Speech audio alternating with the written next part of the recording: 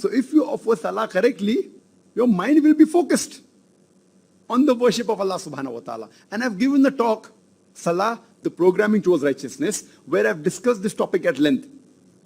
And we all experience that many a times our mind wander. One of the reasons I mentioned in my talk is because most of us don't know Arabic.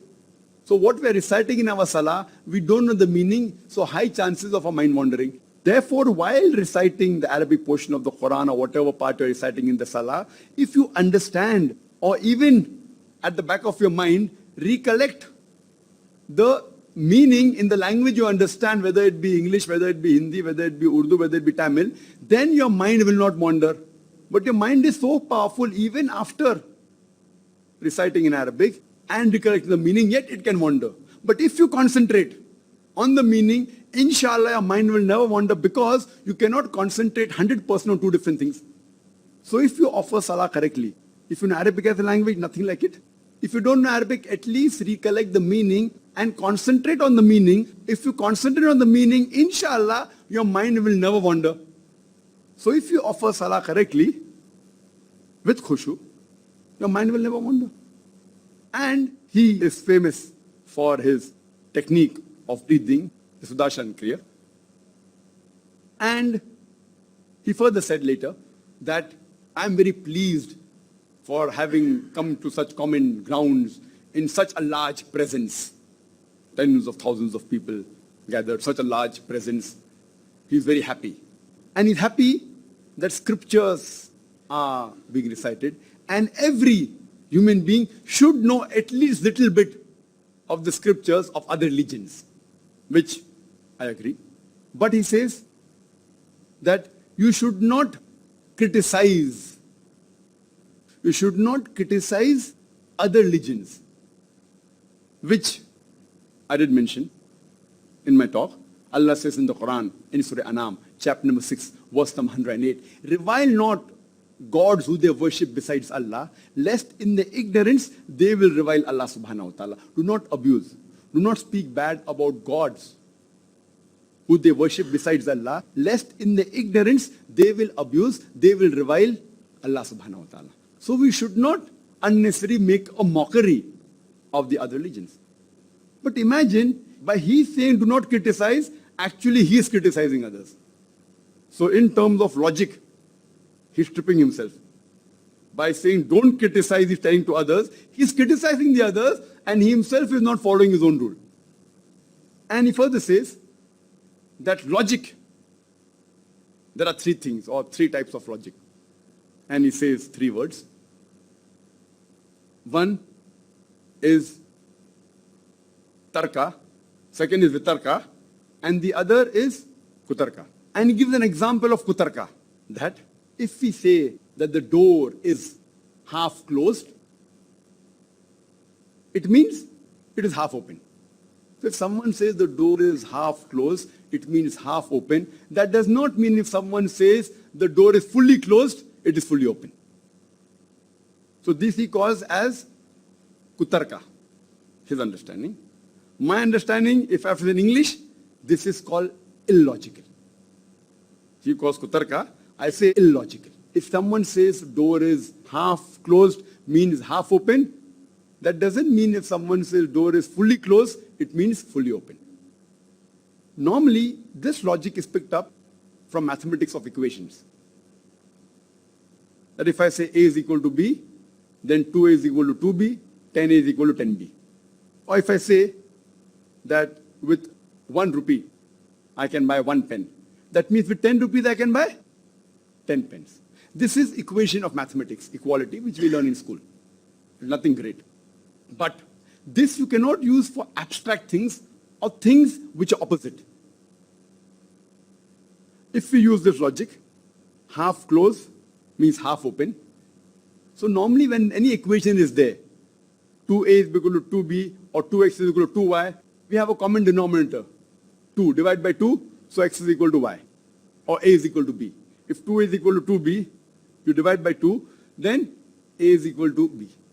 Or if 2x is equal to 2y, if you divide by 2 both the sides, then the equation is x is equal to y. Now one thing, to prove anything is illogical, You have to logically prove it is illogical. Just by saying it's illogical doesn't carry weight. You may understand. You may realize there's something gadbad hai isme. Half closed is half open. That doesn't mean fully closed, fully open. You have realized there is some problem. But unless and until you don't logically prove it wrong, just by saying it's illogical may not carry weight. It may be true, but it may not convince the other person. So to convince the other person, when anyone gives an example which is illogical, you have to logically give a second example to cut it down, not by saying it is wrong. For example, if someone says 2 plus 2 equal to 3, or someone says 5 plus 5 is equal to 8. So you have to logically prove, not say it is wrong, or mathematical equation wise, or tell him, okay, you give me 5 rupees, give me 5 rupees, I'll give you 8 rupees. Or you give me 2 rupees, give me 2 rupees, I'll give 3. He'll say no. So always you have to give a counter example and logically prove that logical example wrong. Otherwise, it may not convince the other person. On the face of it, we understand the door half closed is equal to half open. Doesn't mean fully closed is fully open, but in mathematics, the equation is there. So what we have to do, we have to realize this mathematical equation does not hold good for abstract things, point number one. Like close, open, these abstract. Secondly, if it is the opposite, this equation may not hold good. For example, if someone says half closed is equal to half open. If you divide by half both the sides, or multiply by 2 both the sides, the answer is closed is equal to open. Is it true? No. So if you divide by half both the sides and remove the common denominator, or multiply by 2 both the sides, it becomes closed is equal to open, which is true. No person will ever say. So this type, if you understand, is abstract. Similarly, if I say the glass is half empty, means it is half full. That doesn't mean full empty means full full. If it's half empty means half full, doesn't mean complete empty means complete full. Because again, this is abstract. And secondly, it is opposite. Close and open opposite. Full and empty is opposite.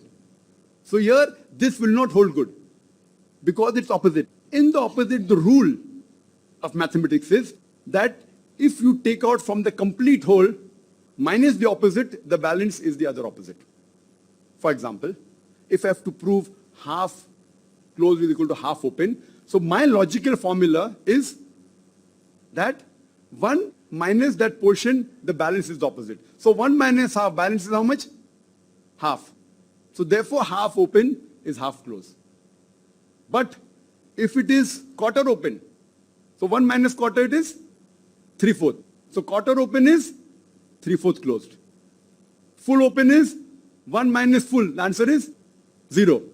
So full open means 0 closed. Means not open.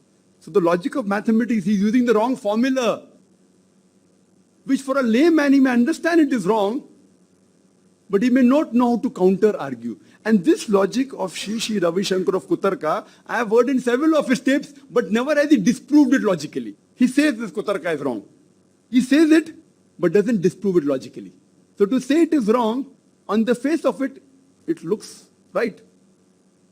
But normal people understand it is wrong, but they cannot disprove it logically. So this is what happens just because someone gives a logical argument. And if someone cannot disprove it, that doesn't mean it is the truth. So just because someone cannot disprove the door half closed is half open, it means full closed and full open, that doesn't mean it is right. So this he calls that Kutarka, I call it illogical.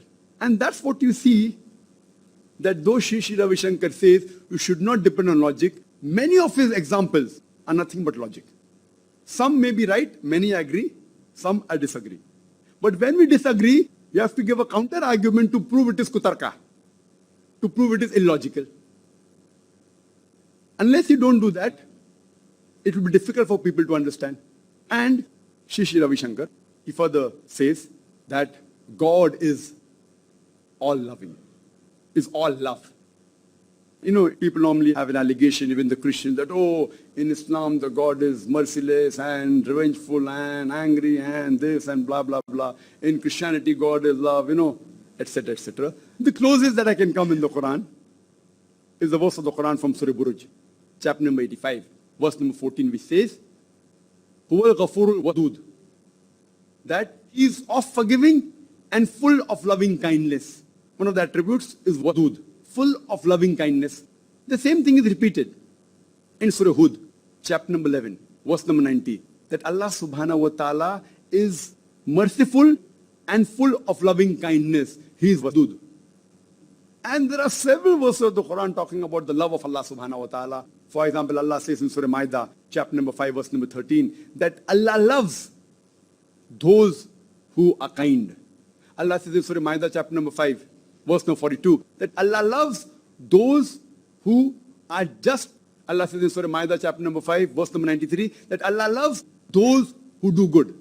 And there are several verses of the Quran where Allah says Allah loves these things and these people, etc.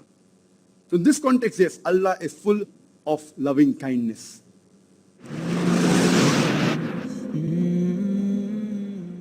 And he further mentions and says that muskurao, smile. People get angry. Anger is cheap. So make anger expensive and make smile cheap.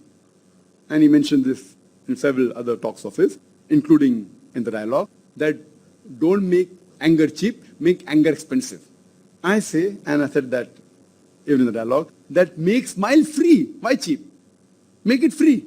Our beloved Prophet Muhammad Sallallahu Alaihi Wasallam said that even a smile is charity. And we get thawaab for that. Smile. And he says that not that you should not get angry, but even if you find injustice being done, how can you get angry? When you get angry, you may lose your serenity. You may lose the control. And he's right that when you get angry, you may lose your self-control. You may lose the calmness. He says these things. But there, when someone questioned him on his book, Sri Ravi Shankar got angry. And that's the reason he did lose his school. Even I wanted to reply to many things, but I followed the verse of the Quran, Inna Allah ma sabrin. Verily Allah is with those who do sabr. Surah Baqarah chapter 2 verse 153, Allah says, Inna Allah ma sabrin. Verily Allah is with those who do sabr. So I had to do sabr. I was doing sabr because many things I want to reply. First of all, time was short. Secondly, it's out of topic. Third, I wanted to reply, but I was afraid that if I reply, Sri Ravi Shankar will walk from the dais. And I could see the moderator trying his level best to make him comfortable so that he sits and doesn't go. And the whole dialogue would have been disrupted. So I was doing sabr. Inna Allah ma sabrin. Verily Allah is with those who do sabr. But what you was propounding about the breathing technique and Sudarshan Kriya, it wasn't working on the dialogue.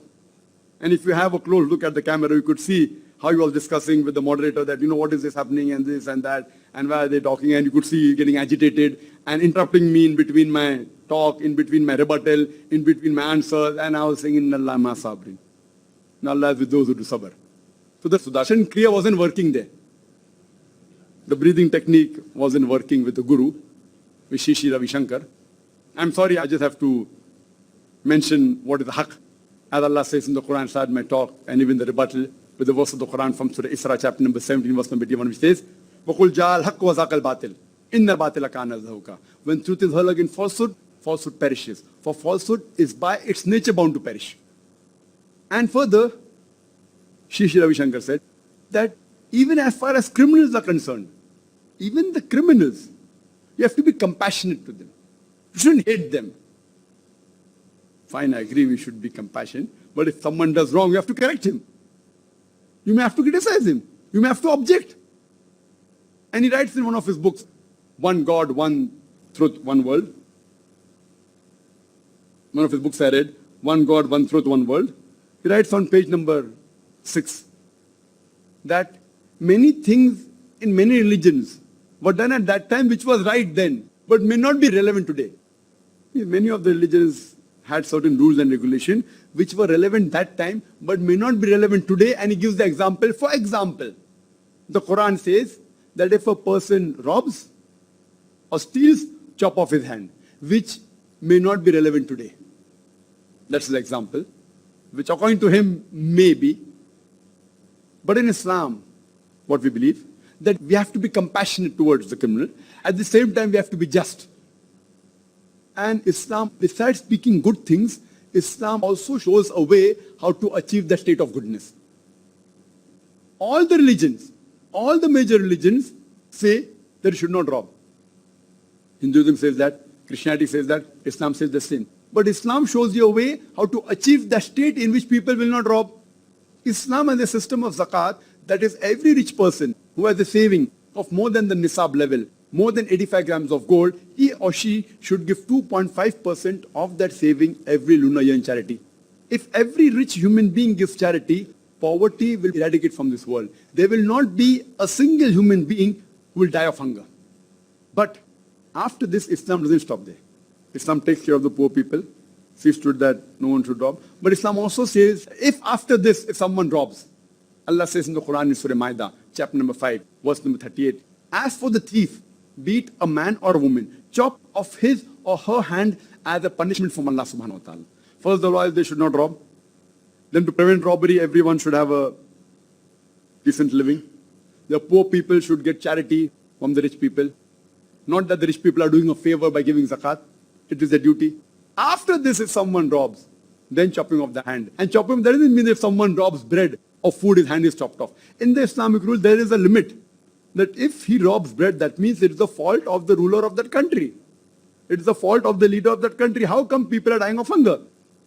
Then his hand won't be chopped. If after he's taken care of, his living, yet he wants to rob to have a luxurious living, to live in a 5-star, to see a movie or to have extravagant expense, then the problem is there. So if he robs a large amount, not if he robs bread or food, his hand has to be chopped off. So you have to read the context and the details are given in the hadith. And if you only say do not rob, and if someone robs, what do you do? So if someone robs 1 lakh rupees, you are compassionate, oh no problem, very good. So he robs 2 lakh rupees. Then he robs 3 lakh rupees. So will there be peace?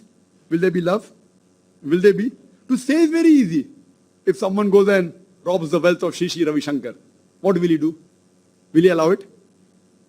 He has got his organization very big. Large organization, hundreds of crores of budget, big organization. There's a way how people should live comfortably. Then say don't rob. And third is if you rob, if some people want to disrupt the peace, then the law comes that chop off the hands. And every rich person should give zakat 2.5% of his saving in charity.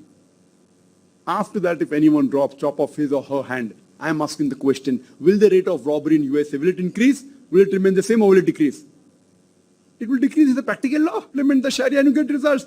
That's the reason the least rate of robbery and theft in any country in the world, it's in Saudi Arabia. Not that the police is very good. The law is such. It's a divine law. But the moment they relax this law of chopping off the hands, immediately the rate of robbery and theft will rise. People think that every second person they come across in Saudi Arabia will have his hand chopped off. I've been to Saudi Arabia several times. I have not come across a single human being whose hands have been chopped off.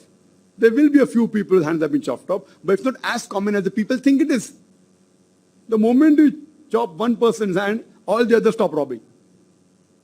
It's a practical law. So for Shishi Ravi Shankar to say it may have been applicable that time but not today, logically it's even applicable today. It is the only law. There cannot be a better law than that. Imagine, in Saudi Arabia, they leave their gold shops open, only a string. When they go for Salah in Makkah, if you have been there several years back, just a string to say that the shop is closed.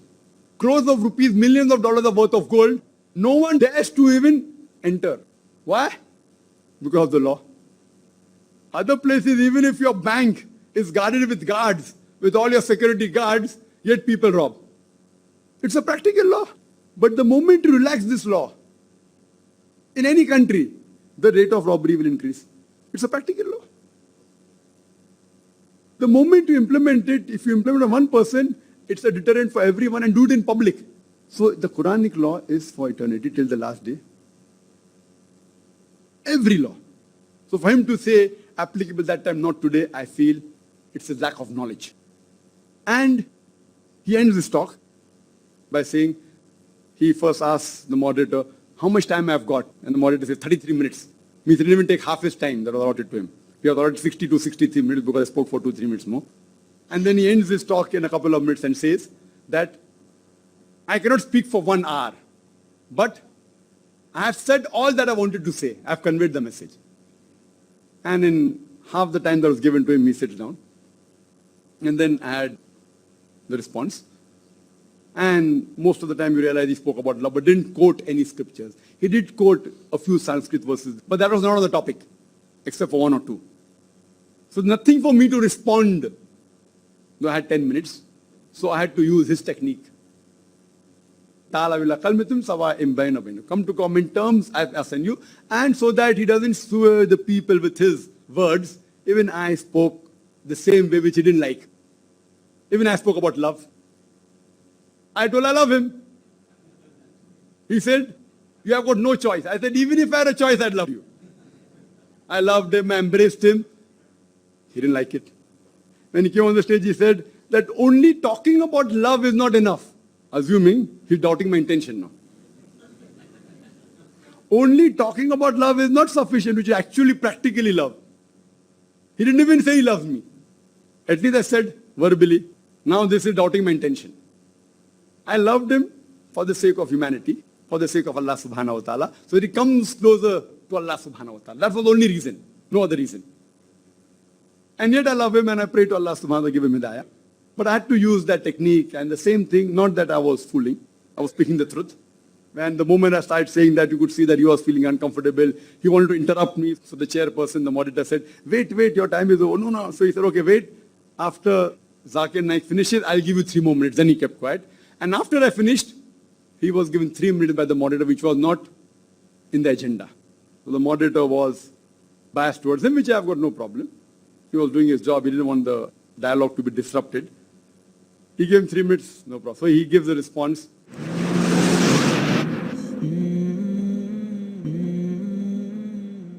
And he says, in my talk, in my response, I said, where he said in his talk that there should not be any violence.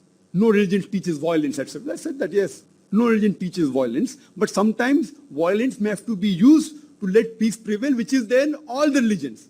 And I quoted Hindu scriptures, Quran, etc., as a last resort. And I give the example that a father is cruel to be kind.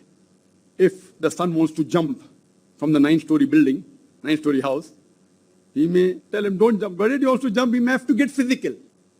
He may have to shout at him, he may even have to slap him. But the father is cruel to be kind, violent, so that it is beneficial for the other person. So when he came, he said that people sometimes compassionate and they don't realize while being compassionate, they harm the other person. And he gives the example that if a person wants to jump, you want to help him, it's no problem, but don't jump on his neck. If you jump on his neck, you may kill him. Now this is kutarka. Illogical. I said that the father may slap him. Where did I say the father will jump on his neck? The father doesn't have to jump on his neck. But the father may have to use little bit violence. May have to shout at him, verbal violence. May have to slap him, physical violence. He slaps him, which is a small loss to prevent him from dying. But he goes out of the way and says, you don't have to jump on his neck. Who said you have to jump on his neck? Slapping is not jumping on the neck. So by giving this example, there is kutarka, what he says. Illogical. And further, in his response, in his rebuttal, he gives the example that once there was a conference of doctors discussing on pain. And they discuss for hours and hours together. Then an elderly man comes and hits them. He says, now do you get pain? Now you have experienced pain. Talking for several hours on pain is useless. You have to experience pain. So it sounds very logical, but kutarka. Illogical. Why? So if you are a diabetologist, you have to first have diabetes and then only can you cure diabetes, otherwise you can't. Illogical. Kutarka. The pain may be realized, that's fine, there's nothing wrong. But not that he has to have a heart attack to cure heart attack. So doctors have come there to cure pain, to try and find a solution of pain. If they experience, no problem, but that doesn't mean experience is sufficient. That means a person who has a heart attack will be a better doctor than a cardiologist. That means the patient who has a heart attack should say, now I experience pain, what doctor are you going to do to me? What the doctor does, he does research. He tries and finds out what is the cause. He tries and finds the solution. If you can experience, fine. I'm not against it. But to say experience is a must. Experience is not the only thing. It is one thing which may help you. But the main thing is trying to research. Therefore, doctors have gathered for finding a solution to the problem. So finding a solution to the problem is important, not that you have to have that problem. Same with anthropomorphism. Almighty God doesn't have to become a human being to know what is good or bad for the human being. He's the creator. What does he do? He writes an instruction manual. And I said in my talk, the best instruction manual is the glorious Quran. So not that you have to experience pain. And after I finished his response in the question answer session, many times he interrupted me and gave other things. And one of the things he mentioned after I mentioned about, the question was posed to me about rebirth. Does Islam believe in rebirth? And I gave the answer, quoting the Hindu scriptures, Bhagavad Gita, Vedas, quoting the Quran, that Punarjanam means next life. Next life, hereafter that we believe, but not life, death cycle. It is nowhere in the Vedas. He comes after I finish my answer and says that I would like to reply to the previous question. And he says that today science has advanced and we have known that consciousness can be there, and indirectly telling that science has thermodynamics, etc. I am a medical doctor. In no medical book have I ever read about next life, about death, birth. Which science book is it? There may be hypotheses. There are many hypotheses like that in the scientific world and many theories. That doesn't mean we have to agree with it. If it was a scientific fact, in every medical book it would have been mentioned there that there is birth, death, rebirth, death, again rebirth. Hypothesis. And he said that many people can remember of the previous lives, including myself, he said. And he said that at the age of 4, he could recite the complete Gita. At the age of 4, if he could recite complete Gita, why didn't he do it in the talk? I am quoting the references. I don't say that I am reborn in this world. I am doing with my own God-given brain, with Allah's help, no rebirth. In the Muslim world, there are many children age of 7, 8, 9 who know the full Quran. And compared to the Gita, the Quran is multiple times more voluminous. The Gita is very small, 18 chapters. Quran 114 chapters. More voluminous. Our children, but we don't claim that because they can recite the full Quran, the Hafiz of the Quran, that's the reason they had previous birth they learned. The examples are kutarka. Illogical. If you could recite the Veda and the topic was on scriptures and scriptures weren't quoted. Furthermore, if you analyze, he says, after I quoted some of the scriptures when the question was asked to me about the avatar and the Prophet of Muhammad Sallallahu Alaihi Wasallam in the Hindu scriptures, and I quoted various references, several, plenty. Not that I had learned it in my last life, I learned in this life only. Reference, chapter number, verse number. After that, people appreciated the answer. Then he said, oh, that is good. See, Dr. Zakir Naik is quoting the Vedas. That means Veda is true. So all Muslims should believe in the Vedas. They should not believe it's a book of the kafir. It's a book of the non-believers.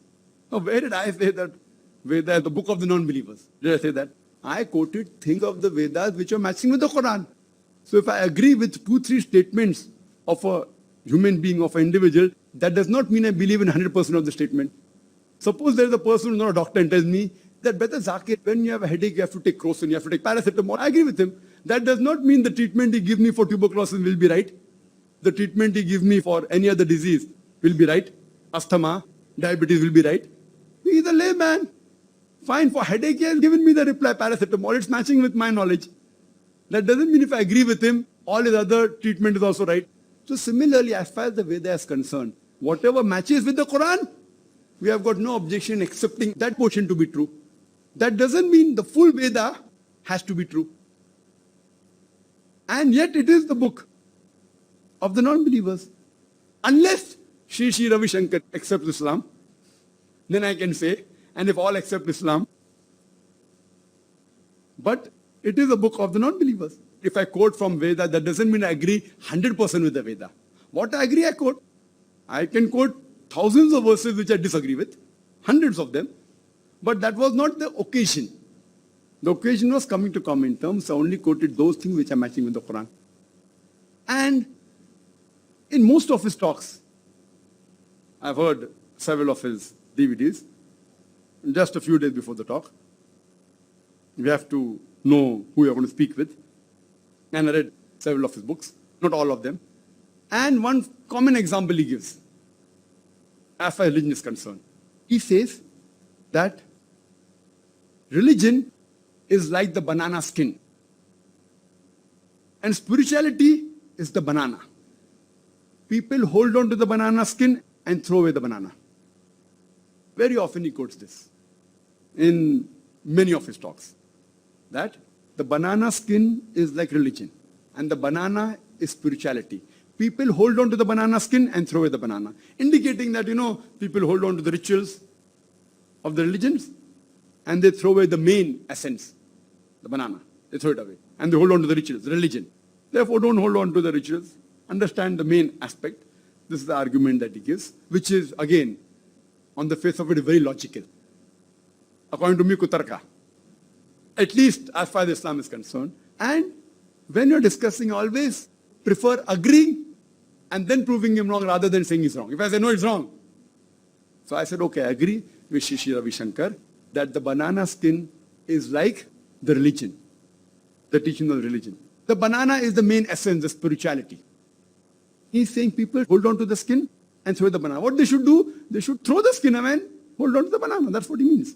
So I agree with you that the banana skin is the religion and banana is the spirituality. But if you remove the skin and throw away the skin before the banana is ripe and hold on to the banana will rot. The purpose of the skin is to protect the banana till the time the banana is ripe. If you take out the skin of the banana before it is ripe and throw it away and hold on to the banana will rot. Either you'll have to have the raw banana, which will cause problems to you, or if you hold on to the banana without the skin, the banana will rot. I say you have to hold on to the skin along with the banana. For the Muslims, the banana is akhirah, Jannah. So we have to hold on to the skin in this full world along with the banana. In the akhirah, next life, throw away the skin, because these rules mentioned in the Quran are only for human beings in this world. In the next life, we'll have a different rule. So we have to hold on. As Allah says, وَاتَصِمُوا بِحَبْلِ اللَّهِ جَمِيعًا. Hold to the rope of Allah strongly and be not divided. You have to hold on to the banana skin till the banana is ripe. That's the akhirah. So you have to hold on to the banana skin and the banana. In the hereafter, after the day of judgment, you can throw away the banana skin. Because there the banana is ripe, you're in Jannah. Now the rules and regulations in Jannah is different.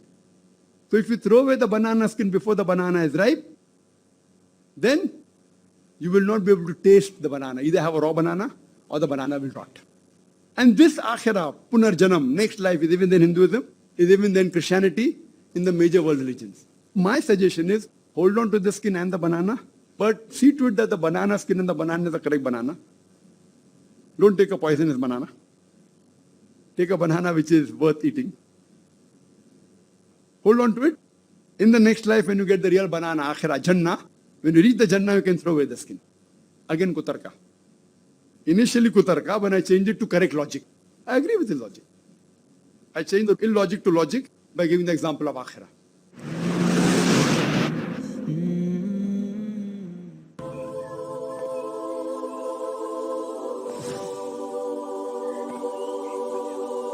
One agenda, that is service to humanity.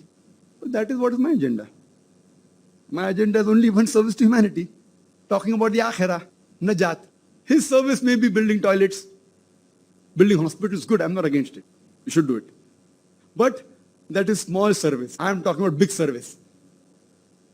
Away from shirk. About najat in akhirah. So my service is the big service. He has a personal agenda, art of living. He propounds it. And he says further, don't convert. And he says in his talks that art of living, man, is nothing new. Look at a child, how a child behaves naturally. That is what I say about natural things. Same thing the beloved Prophet says, that Dinul Fitr, Islam is nothing but Dinul Fitr. Every child is born in Dinul Fitr. He is born in the innate religion. And we never convert. What we're asking people to revert, come back to Dinul Fitr. What he's talking about, you have to go back like how a child behaves. Same way I say the innate nature. Come back, revert. Come back to your original form, your original nature, your innate nature. That's what the Prophet said. That a person, when he's born in the natural form, in Dinul Fitr. Later on, he's influenced by his elders, by his parents, and then he may start doing fire worship, idol worship, and may go on the wrong track. When he comes back to the right track, the right word is not convert. The right word is revert. So no one is here to convert. And what we can do, we can only do zikr. We can give dawah. Allah says, فَذَكِّرْ إِنَّمَا أَنْتَ مُذَكِّرْ. in Surah Ghasha, chapter number 88, verse number 21, that our job is to deliver the message, giving hidayah, reverting in the hands of Allah subhanahu wa ta'ala. We can't do that. So we are doing service to humanity. Only one agenda, not a personal agenda of increasing the people following the Sudarshan Kriya, art of living. We want to increase the 1.3 billion club. As Allah says in the book, that there's nothing like my religion, your religion. In the sight of Allah, in the sight of God, only one religion. Allah says in Surah Al-Imran, chapter number 3, verse number 19, Inna Dina Indallahi al-Islam. The only religion, the only way of life, the only art of living acceptable in the sight of Allah, in the sight of God, is acquiring peace by submitting your will to God. Only one religion in the sight of God. There are no 2 or 3 religions. There's only one God, one religion. But you have to identify which is the right religion and then accept it. And in between, one of the questions posed by one of the questioners, that what are my comments on the book Hinduism and Islam Common Thread. When I started replying, he interjected and said that why are you picking on my book? You know, this book I wrote in a hurry. In 3 days' time when there was Gujarat Right. He wrote in a hurry in 3 days' time. It's not a scholarly work. And he said, Dr. Zakir Naik has understood and he agreed that my intention was good. So why are you picking on this book? I wrote in a hurry. Forget about it. Therefore, I only had the first print, the second print I will not be printing. I do agree. After reading the book, his intention wasn't to cause harm to the Muslims or to degrade, or his intention was maybe to get the two communities closer. Intention is important, but everything is not intention. If my intention is good and if I cause loss to someone, I being a student of compassion, I can realize. But if some other Muslim reads this book, Hinduism and Islam comments, it may create riots. The amount of fallacies, the mistakes that are here, more than 100 in this 32-page book, more than 100 mistakes. You can talk for hours together, which I don't intend doing now. Hours together only on this small booklet of 32 pages. I yet don't doubt his intention. He said, I wrote in a hurry. Imagine in the question answer time when someone poses a question, within few seconds I have to give an answer. Few seconds. Within 4-5 seconds I have to give the answer. The answer may be for 5-6 minutes. And if I say something and say, I said in a hurry and I speak against Hinduism, won't there be riots? If I say something wrong? It should be authentic, whether I say in a hurry or not. Who asked you to do this in a hurry? And if I say something is a problem, writing a book. See, if I say something, slip of the tongue, can be excused. Said something in a hurry, can be excused. Writing a book, black and white proof. And then saying it's not a scholarly work. It is wrong. If a person doesn't know what is the common in Islam and Hinduism, he should not attempt such things. It's a good thing that it hasn't created problems. Otherwise, this book can cause great damage to this country. The amount of mistakes that are there. In fact, he did agree there are mistakes in this book, but I feel that he should not only withdraw this book, it's yet being sold in Art of Living. I just got from his organization a few days back. So it's yet being sold. If he knew it was wrong, few thousand books cost how much? Nothing. He should have withdrawn it and seen to it that it is not sold in future. Yet selling means, if he agrees it is wrong, and he's not a poor man, he's a rich man. Few thousand books don't cost much. But one thing, alhamdulillah, he at least agreed in public that the books had mistakes, which I did cover a few in my talk dealing with the topic. But the other mistakes, when the question was posed, didn't allow me to think, and I agreed with that. I said, fine, he agreed. It is wrong. I will not comment. And I sat down. I didn't reply to the question. But I feel at least the major points have to be replied, because this book is in circulation, and the person writing the book is very famous, one of the most famous spiritual guru of India. So, inshallah, in the next few minutes, I don't intend taking a very long time. As I was only talking about this book, will take hours together. I'll just speak for a few minutes and point out the major mistakes in this book. Some I did cover in my talk, which I shall say in brief. Sri Ravi Shankar writes in this book, Hinduism and Islam, the Common Thread, on page number 1, in the introduction, he says that the Quran says you should kill the kafir. It is there in the Quran, out of context, which I covered in my question and answer session. It is the verse of Surah Tawbah, chapter 9, verse number 5. He's not giving the reference of the context. The context is there was a peace treaty between the Muslims and Mushriks of Makkah. Peace treaty was broken unilaterally by the Mushriks of Makkah. In the battlefield, Allah says, when the enemies come, don't get scared, fight them, kill them. In context, in the battlefield. It's not otherwise. And many of the critics jump to verse number 7. Verse number 6 has the answer, that if they want peace, if they want asylum, don't just give it to them, escort them to a place of security. And this I've discussed at length in my other books and my other talks, even in the question and answer session.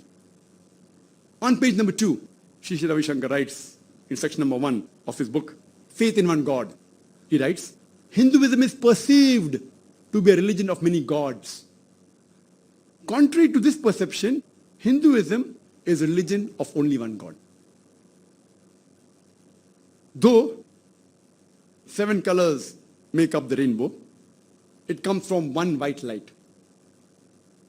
Similarly, all 33 crores Devi and Devtas, gods and goddesses, come from one ray of Paramatma. Crores of Devis and Devtas, gods and goddesses, are rays of one Paramatma, super being, intelligent. As far as the first part is concerned, I'm completely convinced, which I spoke in the talk, in the dialogue, that Hinduism is perceived to be a religion of many gods, but it believes in one God. And then he says, it believes in Advaitya, non-dual monotheism. And says that though 7 colors make up a rainbow, it comes from one ray of white light. Similarly, all 33 crores of Devis and Devtas, gods and goddesses, are rays of one Paramatma, super being. To give this comparison, according to me, is again kutarka, illogical. To a layman, he'll be convinced, Hare, it's right. Rainbow made of 7 colors, but one light. God, 33 crores, one God. Today, science tells us that light is made up of 7 colors, Vibgyor: violet, indigo, blue, green, yellow, orange, red. But each color by itself is not white light. All 7 colors put together in the proper proportion make up pure white light. If anyone is missing, it is not pure white light. So to give this example to 33 crores of Devis and Devtas, equivalent to one God, is as though saying that Almighty God has got 33 crore components. It is like saying that one human body has got 11 parts, 2 legs, 2 hands, 1 head, 1 neck, 2 shoulders, 1 chest, 1 abdomen, and 1 pelvis. 11 parts. But each body part does not make up the complete human body. All put together in the right place make up one complete human body. Each part does not make up a human body. And if anyone is missing, it's not a complete human body. So to say that one Paramatma has got 33 crores Devis and Devtas is to say as though God Almighty has got 33 crores parts. But each part by itself is an Almighty God. So what do you do worshipping that Devi and Devata? And even if one Devi Devata is missing, it's not complete God. So to give this example is illogical. But further he says in the same paragraph, one God has got many names, has got 108 names or 1008 names. This I agree, that God has got many names. Because Rigved says, and I mentioned in my talk, in the dialogue, Rigved book number 1, hymn number 164, verse number 46, Ekkam Sat Vipra Bahuda Vedante. Truth is one, God is one. Sages and saints call him by various names, by many names. So this I don't object to. And the Quran also says, in Surah Isra chapter number 17, verse number 110, Kulidullah Avidur Rahmana Yamatadu Falal Asmaul Husna. Say call upon him by Allah or by Rahman. By whichever name you call upon him, to him belong the most beautiful names. You can give any name to Allah subhanahu wa ta'ala as long as it is a name which he has given himself. It should be a beautiful name. And there are no less than 99 different names given in the Quran and the authentic hadith for Allah subhanahu wa ta'ala.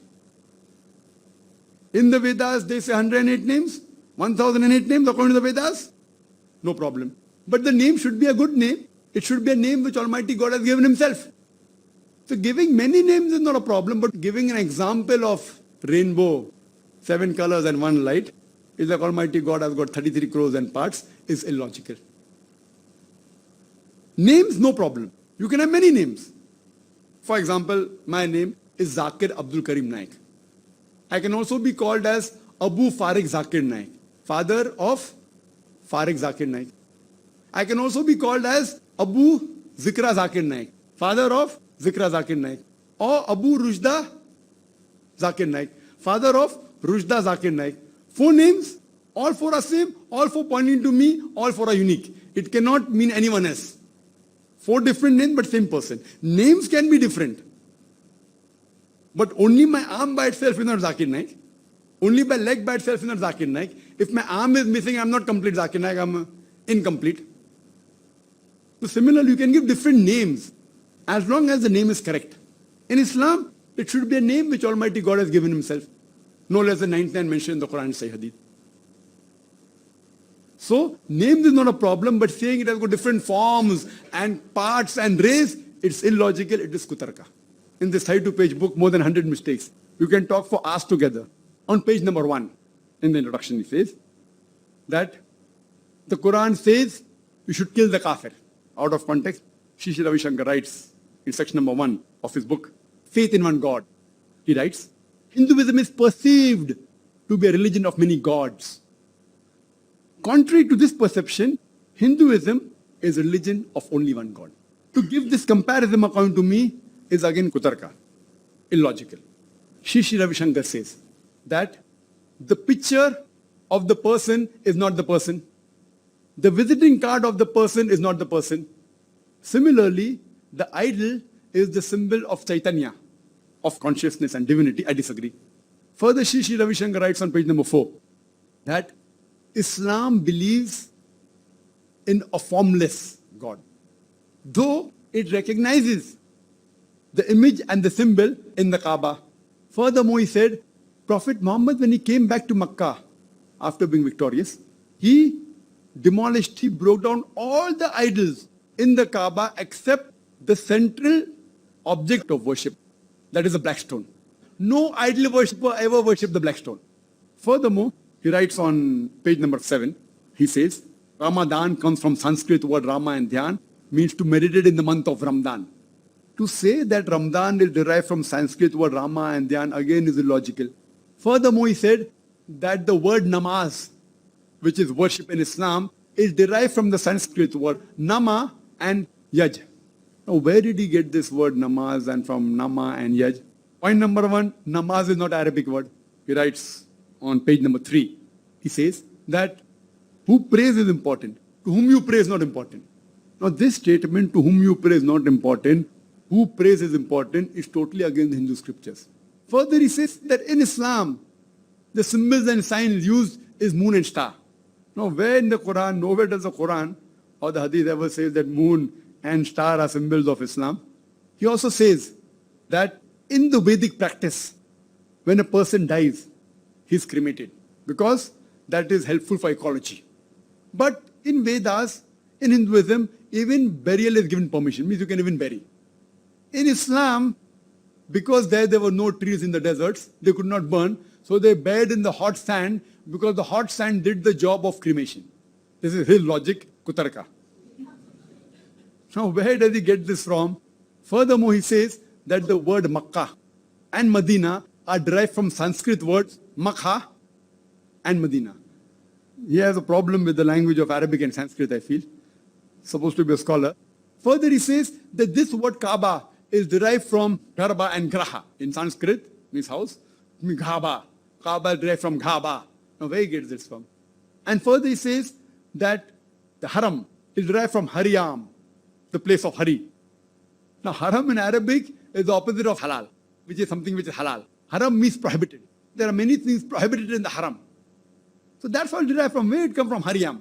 The non-Muslims mostly say that the children are the image of God. What is the reason behind it? If you say children are closer to God, I've got no objection. But you say image of God, being their God, no, it's totally wrong. I wanted to know, can we Muslims practice the breathing technique Sudarshan Kriya introduced by him? If that technique goes against any law of the Islamic Sharia, it should be discarded.